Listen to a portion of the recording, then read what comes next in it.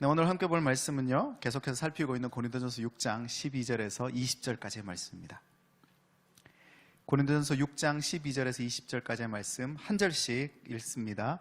모든 것이 내게 가하나 다 유익한 것이 아니요 모든 것이 내게 가하나 내가 무엇이든지 얽매이지 아니하리라.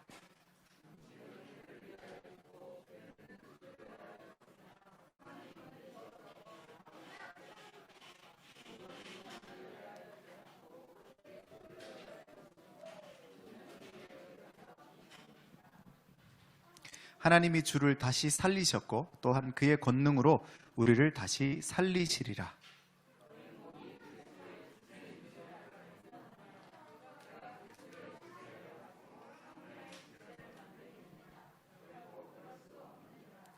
너희 몸이 창녀와 합하는 자는 그와 한 몸인 줄을 알지 못하느냐. 일렀으되 둘이 한 육체가 된다 하셨나니 음행을 피하라. 사람이 범하는 죄마다 몸 밖에 있거니와 음행하는 자는 자기 몸에 죄를 범하느니라.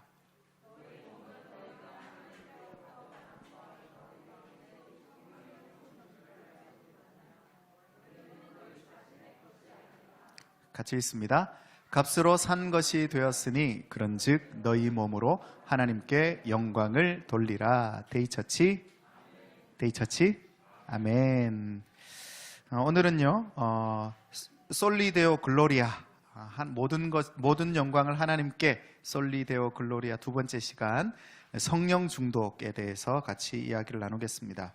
지난주에 바울이 첫 번째 질문을 던졌죠. 너희가 그리스도의 지체로 살겠느냐, 창기의 지체로, 창녀의 지체로 살겠느냐라고 질문을 던집니다. 그리고 오늘은 두 번째 질문인데요, 19절입니다. 새 번역은 이렇게 말합니다. 여러분의 몸은 성령의 전입니다. 여러분은 하나님으로부터 성령을 받아서 여러분 안에 모시고 있습니다. 다음 같이 읽어볼까요? 시작. 여러분이 스스로의 것이 아니라는 것을 알지 못합니까? 이렇게 성경이 질문하고 있습니다. 바울이 우리에게 질문을 던지고 있어요. 성도는 성전입니다. 아멘. 성도는 성전으로 사는 자들이죠. 근데 이 성전에 대한 이야기는 바울이 이미 이 고린도전서 이 앞전에 했었는데 혹시 기억이 나세요? 고린도전서 어디에서 했었죠? 고린도전서 그렇죠, 3장에서 했었죠. 다들 알고 계셔서 너무 기쁩니다. 고린도전서 3장 6절에서 7절까지 16절에서 17절 말씀에는 이렇게 말합니다. 같이 한번 읽어봅시다. 고린도전서 3장 16절 시작.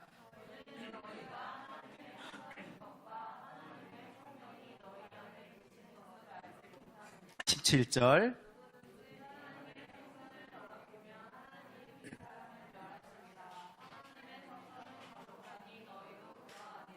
그러니까 오늘 이 본문을 읽었을 때 성전에 대해서 또 얘기하는구나라고 생각하셨다면 이 고린도전서 말씀을 좀 따라가고 있는 거고요. 전혀 기억이 나지 않았다면 지금부터 잘 따라가면 되는 거고요.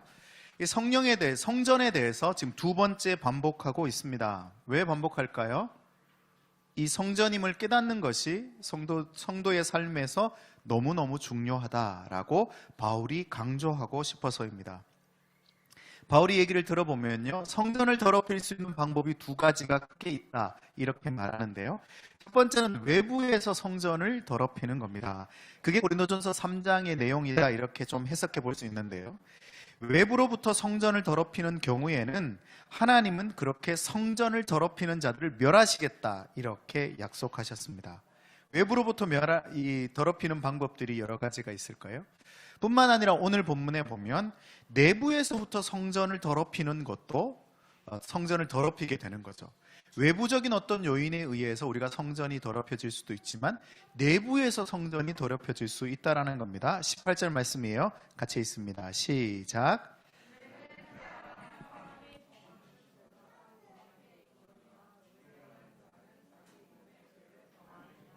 자, 몸은 외부의 유혹과 내부의 미혹, 외부적인 유혹과 내부의 미혹을 통해서 이 죄라고 하는 것으로 인하여 더럽혀집니다. 성도는 성령의 전으로 몸을 거룩하게 해야 할 책임이 있는 자들이에요. 그러기 위해서 성도는 악인의 꾀를 따르지 않고 죄인들의 길에 서지 않고 오만한 자리에 앉지 말아야 한다라고 시편 1편 1절은 이야기하고 있습니다. 시편 150편이 진행되어지는 그 첫 번째 구절로 성도가 성전을 어떻게 지켜내야 하는가에 대해서 얘기하고 있는 거죠. 그래서 바울은 그것을 이렇게 설명하는 겁니다. 외부의 유혹을 거절해라. 뭐라고요? 그리고 내부의 미혹에 속지 마라. 외부의 유혹은 거절하고 내부에서 일어나는 미혹에는 속지 말아야 한다라고 우리에게 가르치고 있는 겁니다. 자, 그러면 외부의 유혹을 거절하기 위해서 어떻게 해야 하는가 하면 그것이 3장 이후로부터 계속해서 우리에게 얘기되어져 왔던 겁니다. 또 우리가 끊임없이 얘기하고 있는 거죠. 그게 뭐예요? 하나님의 형상다운 정체성을 가지는 겁니다. 뭐라고요? 자, 외부적인 유혹을 이길 수 있는 방법은 하나님의 형상다운 정체성을 내가 가지는 거죠. 그래서 하나님 나라 백성으로 주권인식을 하는 겁니다. 내가 하나님 나라 백성이야 라고 하는 주권인식.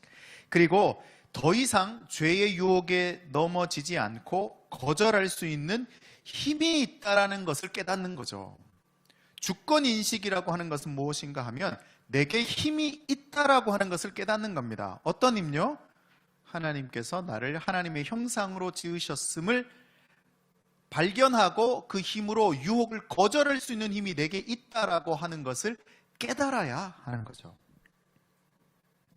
하나님 나라의 시민권자가 되었기 때문에 이젠 하나님 나라의 법을 따라 사는 것이 더 유익한 것 말이죠. 이제는 세상의 법이 아니라 세상이 쫓아가는 추구하는 것들이 아니라 하나님 나라 법을 쫓아가는 것이 더 유익한 일이야 라고 하는 것을 깨닫게 되는 겁니다.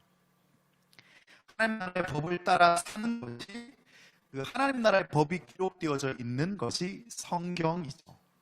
그래서 성경을 따라 사는 것이 더 유익하구나라고 하는 것을 깨닫게 되어지는 것 말이죠. 여러분, 법을 모르면 불이익을 당하게 됩니다.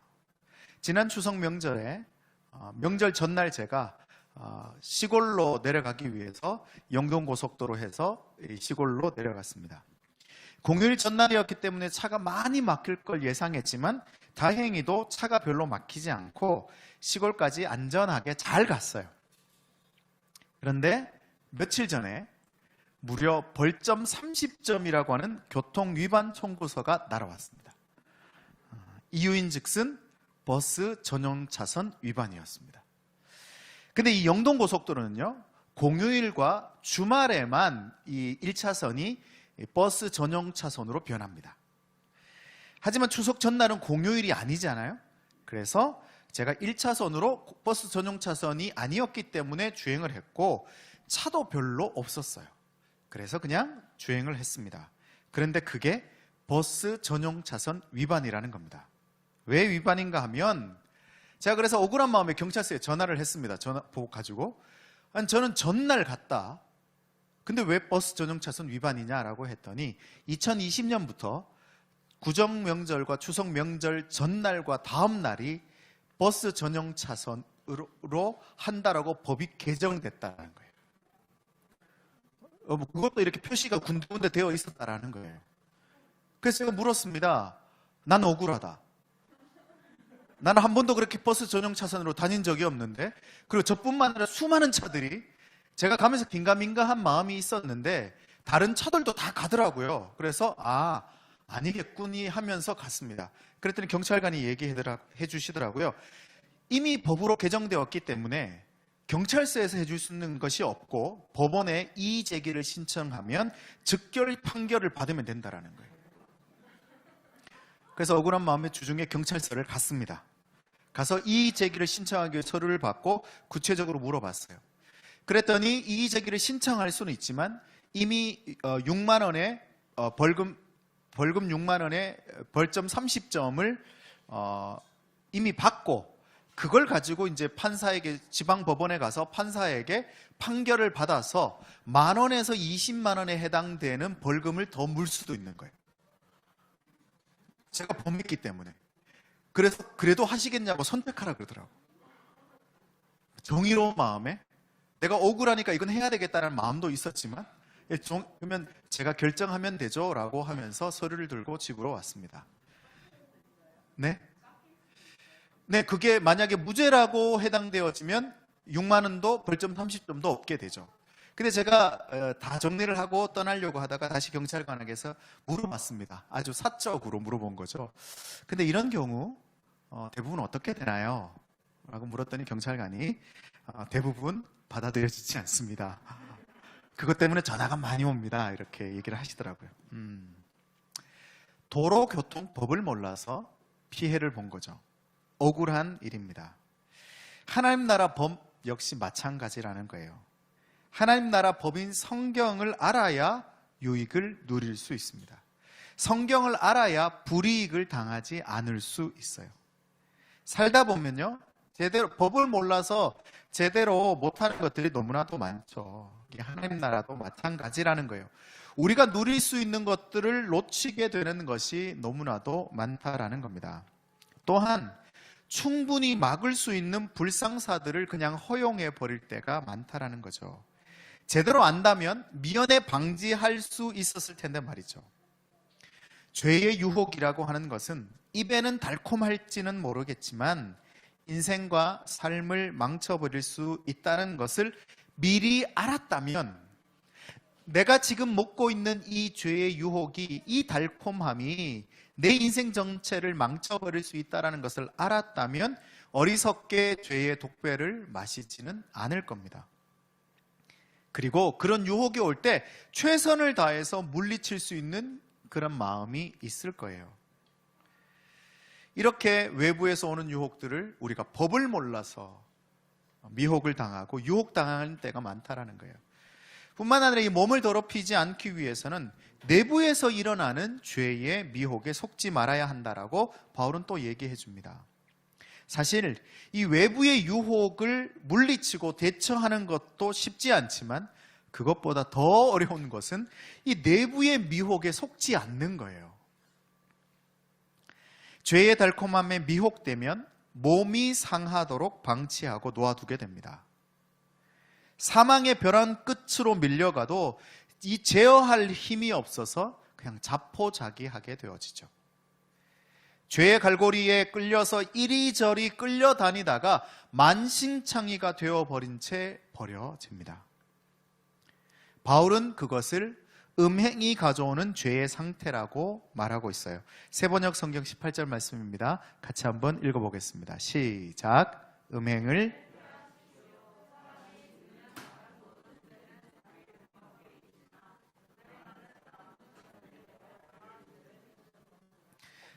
피하라고 말합니다. 그런데 사람이 짓는 다른 모든 죄는 자기 몸 밖에 있대요. 근데 음행이라고 하는 것은 자기 몸에다가 죄를 짓는 것이다, 이렇게 말하고 있어요. 그럼 음행이라고 하는 것을 정의해 본다면 이 성적인 본능을 채우기 위해서 하나님의 언약 범위인 혼인을 벗어나는 모든 성적인 행위들을 음행으로 규정해 볼 수 있을 겁니다. 근데 그것만 음행으로 볼 수 있을 것이냐? 그렇지 않죠. 또한 그 모든 자신의 욕망과 욕구를 채우기 위해서 범하는 모든 욕심들까지 음행으로 볼 수 있겠죠. 왜요? 성경은, 예수님은 말하잖아요. 지나가는 여자를 보고 음욕을 품어도 음행이 되어지는 거거든요. 그러니까 내 욕심과 욕구들을 채우기 위해서, 욕망들을 채우기 위해서 일으켜지는 모든 욕심들이 음행이 되어지는 겁니다. 혹은 나의 바운더리를 지키기 위해서, 내가 안전하게 보호받기 위해서 다른 이들의 바운더리를 침범하는 폭력, 살인, 전쟁과 같은 것들이죠. 요즘 스토킹 이런 것들이 문제가 되고 있는데요. 나의 바운더리, 나의 욕심을 지키기 위해서 남의 바운더리와 남의 욕심을 빼앗아가는 일들이 일어나고 있죠. 그게 다 폭력입니다.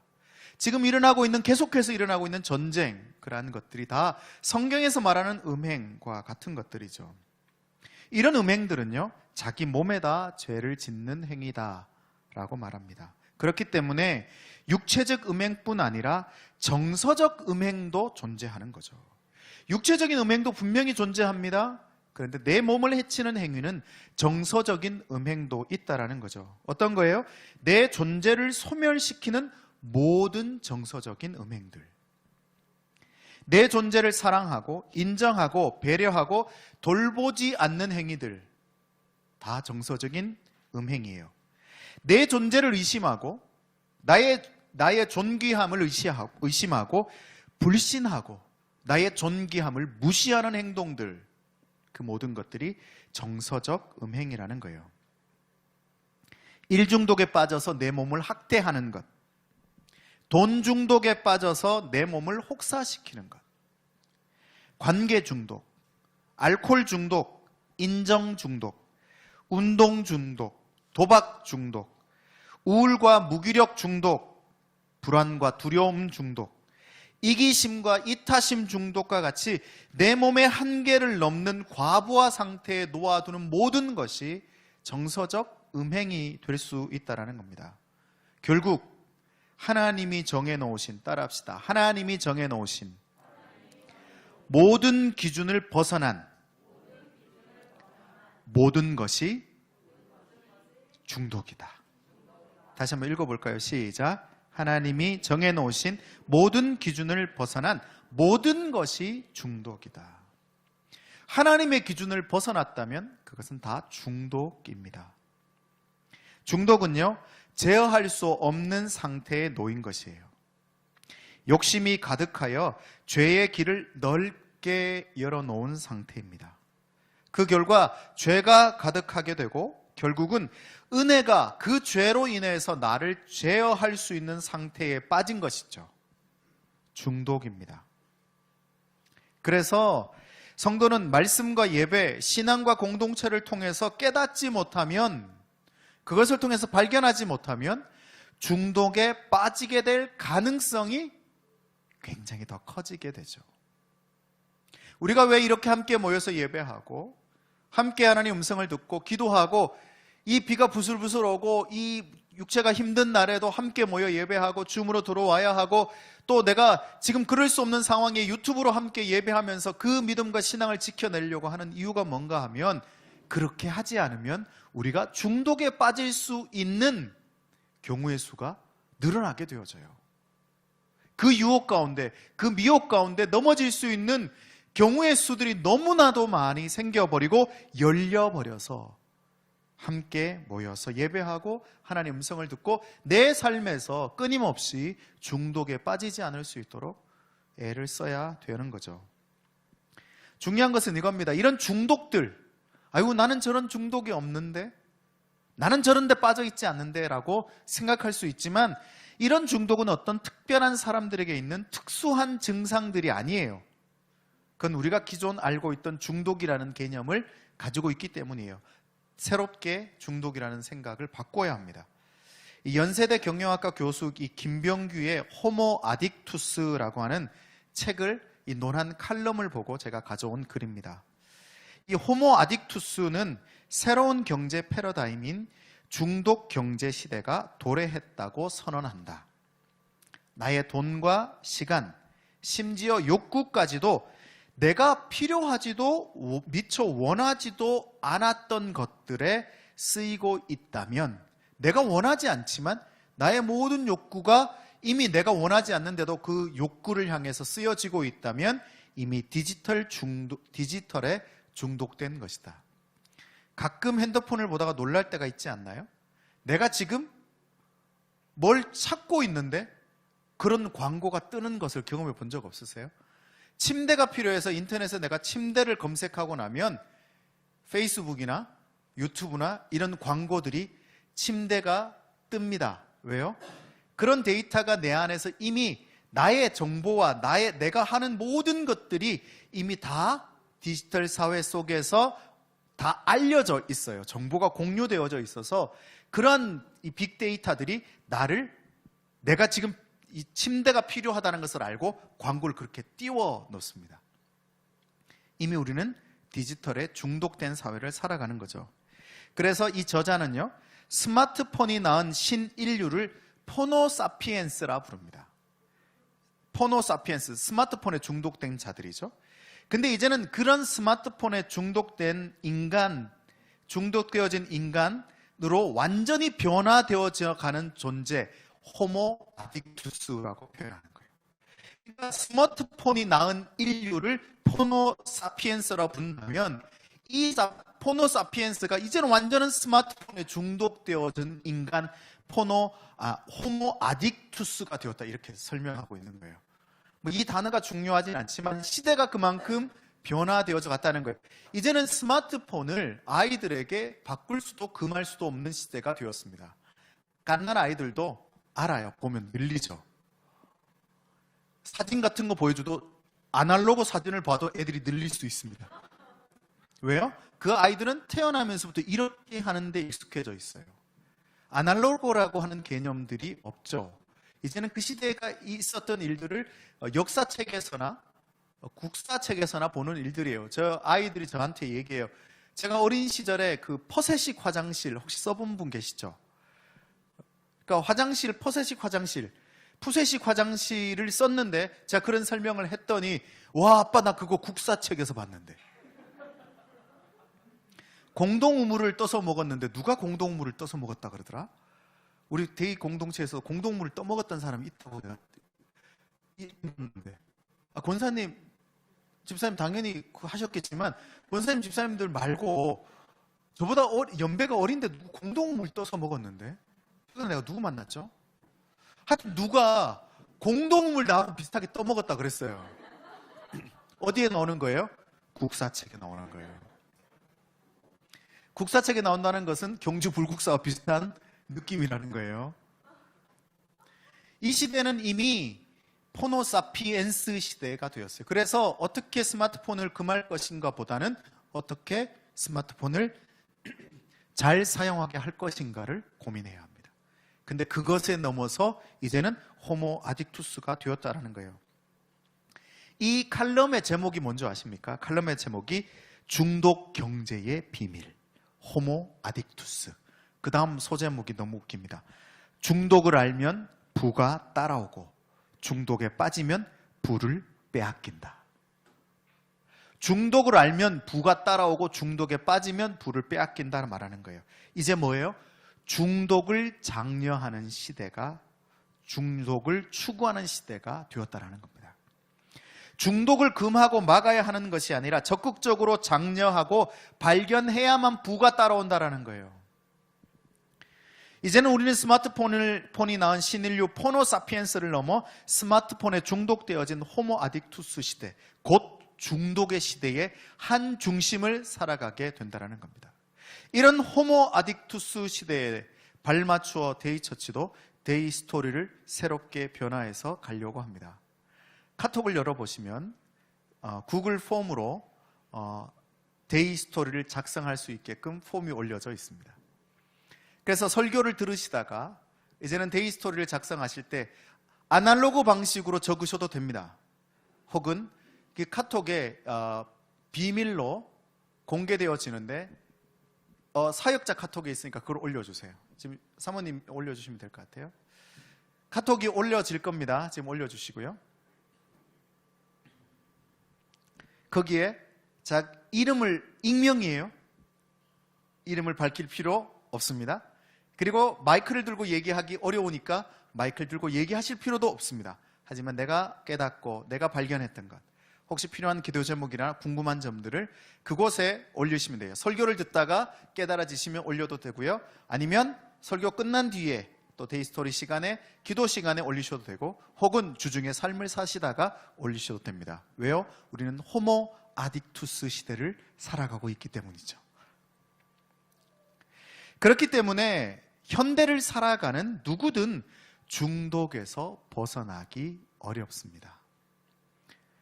안타깝게 성도들임에도 불구하고 말이죠. 우리가 성도임에도 불구하고 중독에서 벗어나는 것이 어려워요.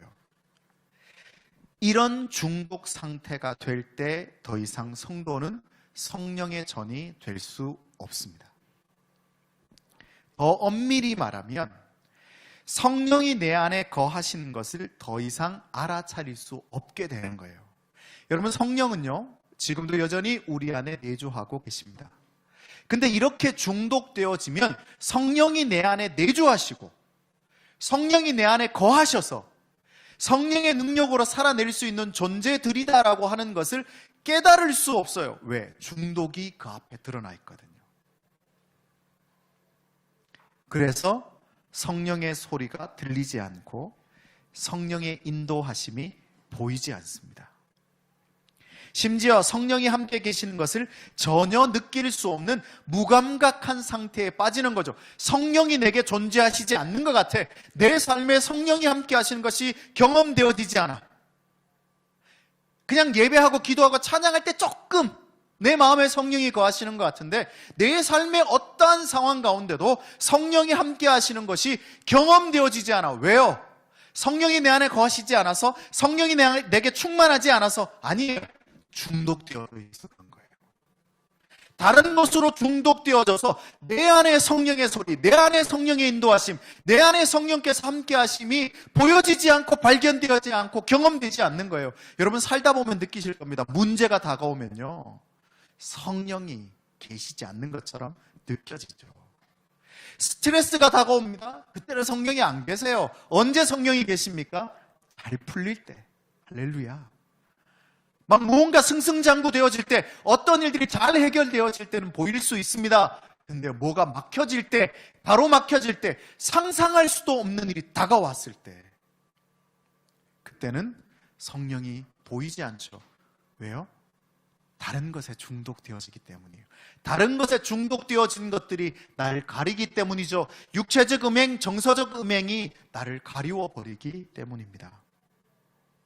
여러분, 이런 상태를 뭐라고 지칭합니까? 매너리즘이라고 말합니다. 영적 탈진이라고 말하죠. 상실이라고 말하는 겁니다. 여러분, 혹시 그런 상황 가운데 계신 분들이 있지 않습니까? 그렇다면 나는 어쩌면 무언가에 중독되어졌기 때문일 수 있어요. 내 삶이 이전처럼 하나님의 평안으로 가득하지 않고 스트레스와 염려로 가득하다면 말이죠. 내 삶이 하나님의 뜻, 소명을 따르지 않고 내 생각, 내 꿈, 내 요구들로 가득하다면 말이죠. 내 삶이 하늘의 소망이 아니라 이 땅의 소유를 향해서 발버둥 치며 살아가고 있다면 점검해 봐야 합니다. 중독되진 않았나? 성령에 중독되고, 말씀에 중독되고, 기도에 중독되고, 성령의 열매 맺음에 중독되지 않았다면 사랑, 희락, 화평, 자비, 양선, 충성, 온유, 절제에 중독되지 않았다면 분명 우리는 다른 데 중독되어 있는 거예요. 하나님과의 교제에 중독되지 않고 주인 되신 예수께 중독되지 않았다면 다른 데 중독되었다라는 거 의심해 봐야 합니다. 내 안에 중독을 발견하셔야 합니다. 그리고 그 중독을 인식하셔야 합니다. 아, 내가 이런 것에 중독되어 있는 거구나 라고 인식해야 합니다. 그리고 나서 그 중독들을 해결하기 위해서 기도를 시작해야 합니다. 성령께 중독되게 하십시오. 성령의 열매에 중독되게 하십시오. 그리고 내가 지금 실천할 수 있는 가장 쉽고 작은 액션을 시작하는 거예요. 큰 거 말고요. 하나님, 이제 내가 원수까지 사랑하겠습니다. 이런 거 실천하면 돼요, 안 돼요? 네, 안 돼요. 왜요? 실패할 것이기 때문에. 그래서 내가 할 수 있는 작은 실천들, 그 액션들을 시작해야 합니다. 고민만 하고 있지 말고, 걱정만 하고 있지 말고, 제사장들이 믿음으로 언약궤를 메고 요단강을 밟을 때 요단강이 갈라졌거든요. 언약궤를 들었을 때까지도 요단강이 갈라지지 않았습니다. 근데 언약궤를 들고 그 요단강이 있는 그 요단강에 발을 디뎠을 때 요단강이 갈라지는 거거든요. 이런 말씀을 듣고 내가 인식했다면 그냥 인식한 것으로 끝내고 기도하고 끝내지 말고 그 다음 스텝으로 그 고민했던 그 액션을 시작할 때 요단강이 갈라지는 거죠. 실천할 수 있는 가장 작고 쉬운 액션을 시작하십시오. 고민만 하고 있지 말고 시작을 하셔야 합니다. 그래서요, 이번 한 주간 내가 어디에 중독되었는지 기도하고 한번 발견해 보십시오. 찾아보십시오. 그리고 그 작은 액션의 하나로 숙제입니다. 한 명 이상에게 내가 어디에 중독된 것 같아 라고 하는 얘기를 해 주셔야 해요. 근데 오늘 설교를 들은 분들은 내가 어디에 중독됐어 라는 말을 하면 이해가 되겠지만, 내가 혹시 내 주변에 있는 또 다른 사람에게 중독됐다고 하면 굉장히 걱정할 거예요.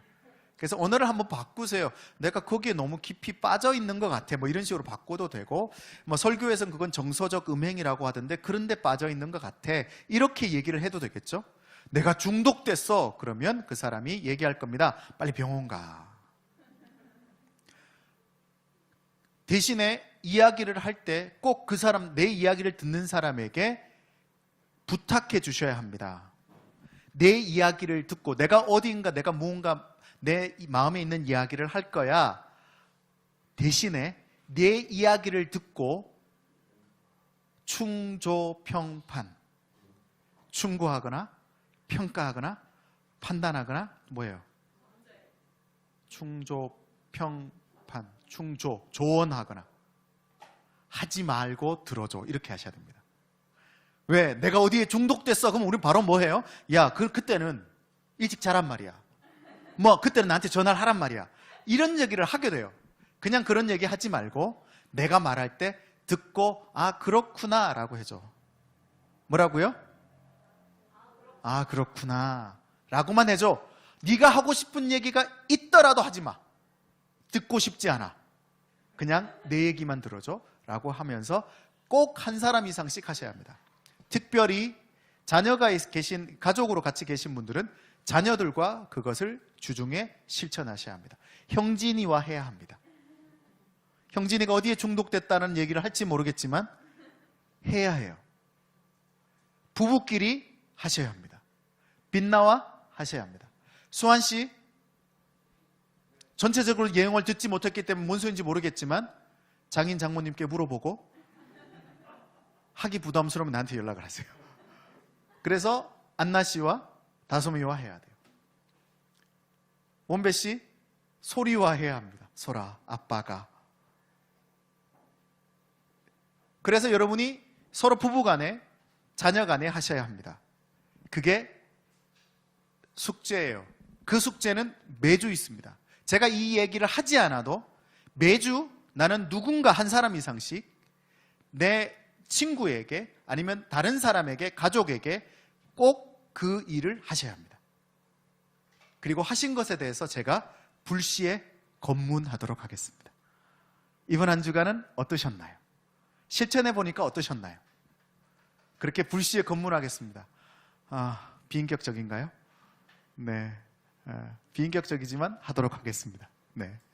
그래서 여러분, 그것이 우리 안에서 실천되어져서 끊임없이 우리가 작은 실행들을 시작할 수 있는 공동체가 될 수 있도록.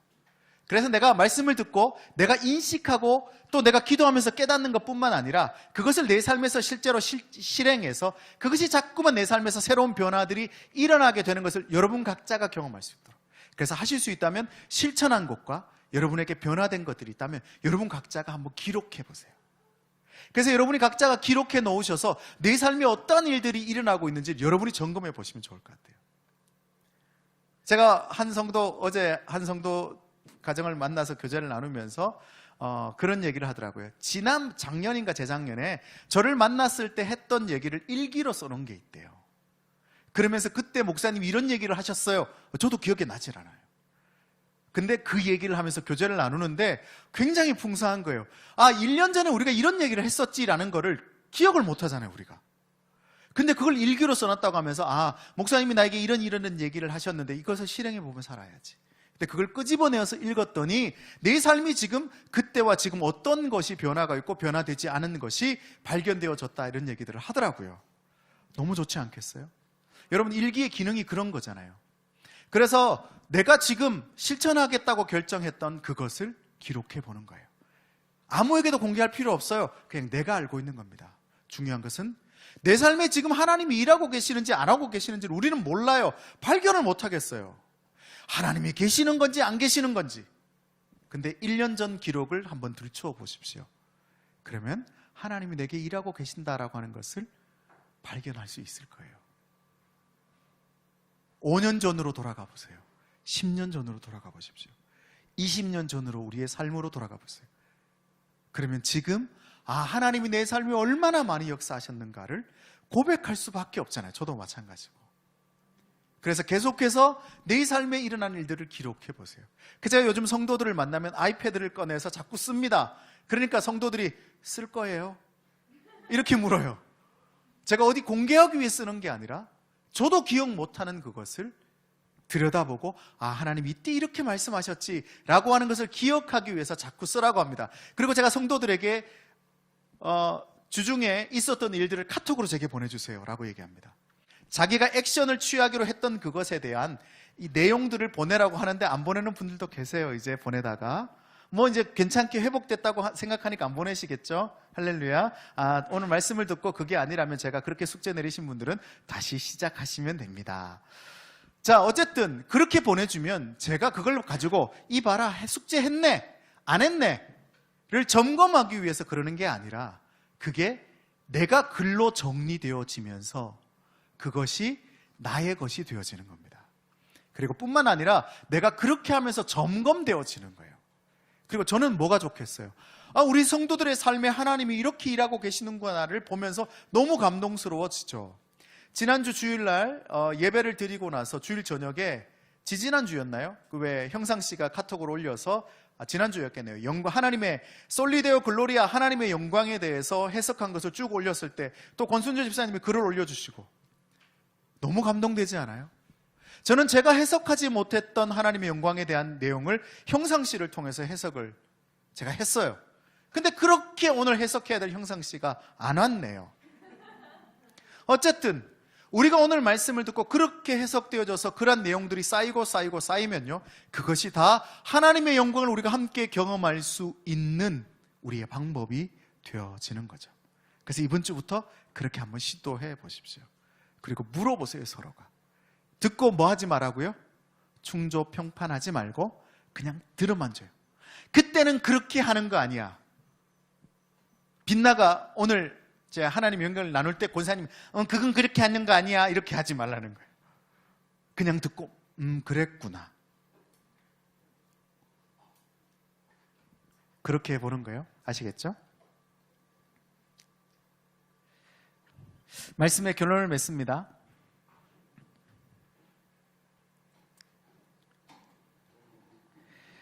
저는 일중독자로 살아왔습니다. 누구에게도 뒤처지지 않는 일중독자 말이죠. 일에 중독되면 중독될수록 행복했습니다. 누구보다 많은 일을 하고 일을 몰고 다녔죠. 그래서 제가 가면 목사님이 오면 일이 많이 늘어나요. 그래서 없던 일도 생기고 없던 일도 만들고 없던 일도 만들어내는, 그러니까 저는 창의적인 것을 좋아하기 때문에 또 새로운 것을 좋아하기 때문에 날마다 새로운 일들을 만들어내었어요.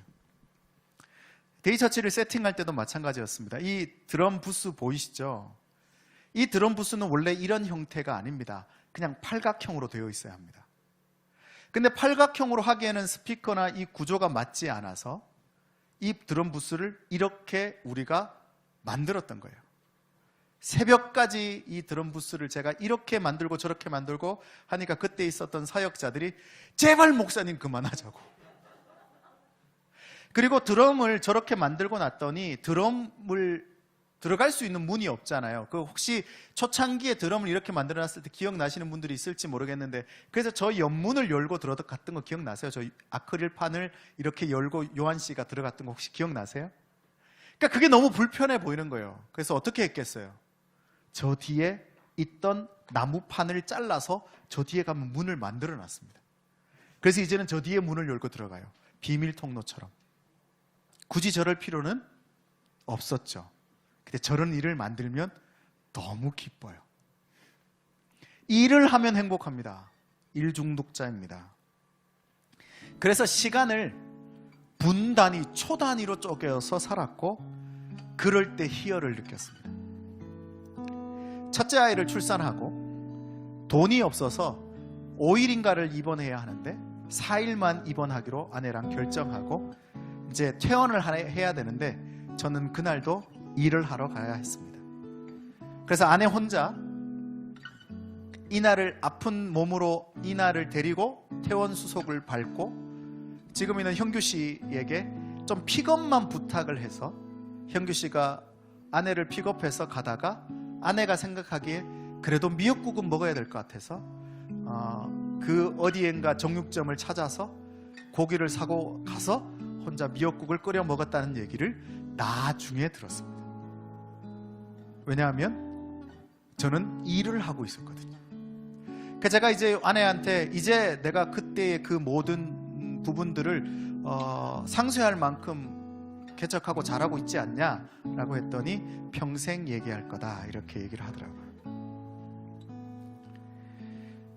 그렇게 일을 좋아했고 일에 빠져 있었죠. 그리고 그렇게 일 중독에 빠져 있는 저 자신을 스스로 자랑스러워 했습니다. 그러다가 공황장애가 찾아왔으니까 일 중독 끝판왕이었다 이렇게 봐도 될 것 같아요. 그렇게 일 중독은 저를 파괴시켰죠. 그게 영적 음행이라고 하는 것도 모른 채 말이죠. 하나님이 기뻐하시지 않는다는 것을 눈치채지 못했습니다. 그러다 보니까 저는 수많은 사람들을 일 중독자로 만드는 것을 기뻐했습니다. 일 중독자로 살아야 돼. 젊을 때 고생은 사서도 하는 거야. 그래서 지금 달려야 돼. 그래서 어떤 같이 있던 동료 목사는 저한테 이렇게 말했습니다. 목사님, 저는 이제 천국 가서 쉴 거예요. 멋진 말이지 않습니까? 천국 가서 쉴 때까지는 안 쉬는 거예요, 그냥. 그런 사람들을 등을 두드려주며 됐어 이제. 그럼 그거야 바로 새벽에 일어나서 영어 학원 가고 일하고 투잡 뛰고 그리고 와서 밤에 또 뭐 하고 잠을 줄여서, 여러분 그러려면 잠을 줄일 수밖에 없어요. 잠을 3-4시간 자면서 쪽잠을 자가면서 일을 해야 되는 거야. 그래서 저는 많은 이들을 공황장애로 초대했습니다. 저 그런 사람이에요. 여러분 하나님이 기뻐하시지 않는다는 것을 눈치채지 못했거든요. 이 현대의 자본주의와 시장 경제는 우리를 중독으로 초대합니다. 뿐만 아니라 사탄은 우리를 중독자로 초대합니다. 중독이 되는 것을 사탄이 너무 즐거워합니다. 왜요? 사탄이 건드릴 필요가 없어요. 중독되고 나면 알아서 파괴합니다. 중독자가 되고 나면 스스로 무너져요. 그냥 그렇게 살아갑니다.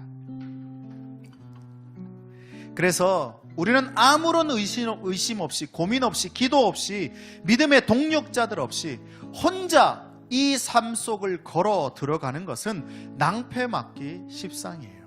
내 힘으로 이 거대한 자본주의 앞에, 이 시장 경제 앞에 내 힘으로 버텨낼 수 있을까요? 버텨낼 수 없습니다.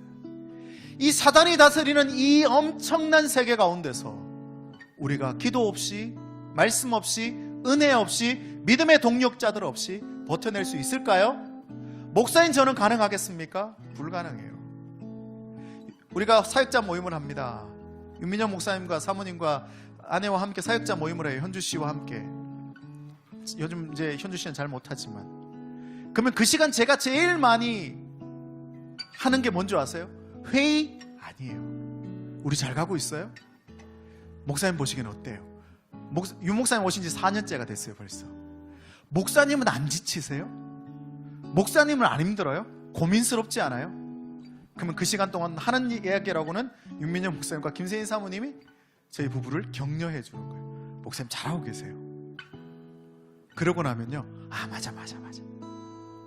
나와 가장 가까이 있는 목사님이 저렇게 말씀해 주시니까 잘하고 있는 거예요. 제가 성도들을 만나서 듣고 싶은 얘기가 뭘까요? 목사님 잘하고 있어요. 문제가 이런 여러 몇 가지가 있는데 목사님 70% 80% 너무 좋아요. 그런 얘기를 들으면요, 그렇구나. 그러면서 저도 동력자들과 함께 이 길을 걸어가는 겁니다. 혼자 갈 수 없는 길이에요. 그게 교회의 목적이죠. 그래서 우리가 함께 모여서 예배하고 함께 모여 교제하고 함께 모이려고 애를 쓰는 거예요. 그게 이유입니다. 남성 모임을 시작하기로 했습니다. 너무나 호응이 뜨거워서 한 명 왔습니다. 너무너무 뜨겁지 않아요? 한 명도 안 올 수 있는데. 여러분, 우리가 함께 모여서 이제 우리가 어떻게 이 세상에 중독된 자가 아니라 하나님께 중독된 자로 살 수 있을까를 고민하는 교회가 되시기를 예수 이름으로 축원합니다. 그런 성도들이 되시기를 예수 이름으로 축원합니다.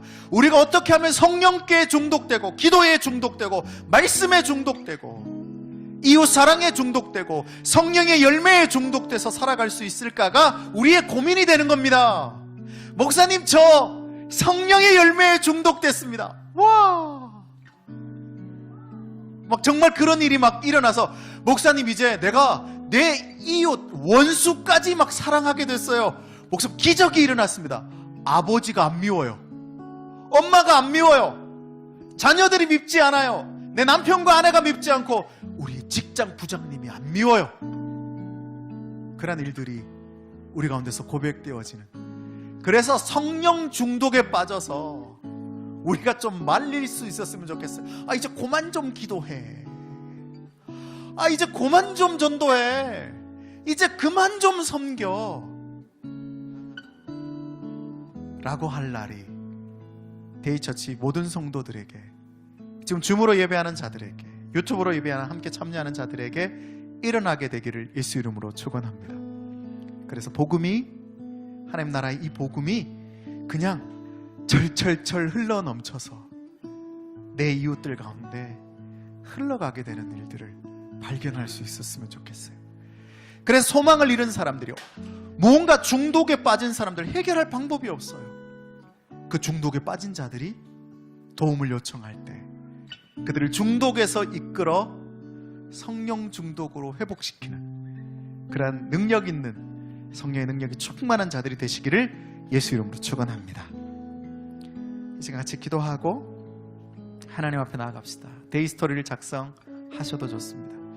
핸드폰을 여셔서 데이스토리를 작성해 주시고요, 아니면 기록해 주시고요. 오늘 성령 하나님 우리 가운데 정말 말할 수 없는 영의 중독, 성령의 중독, 하나님께 중독된 자들을 나오게 하십시오.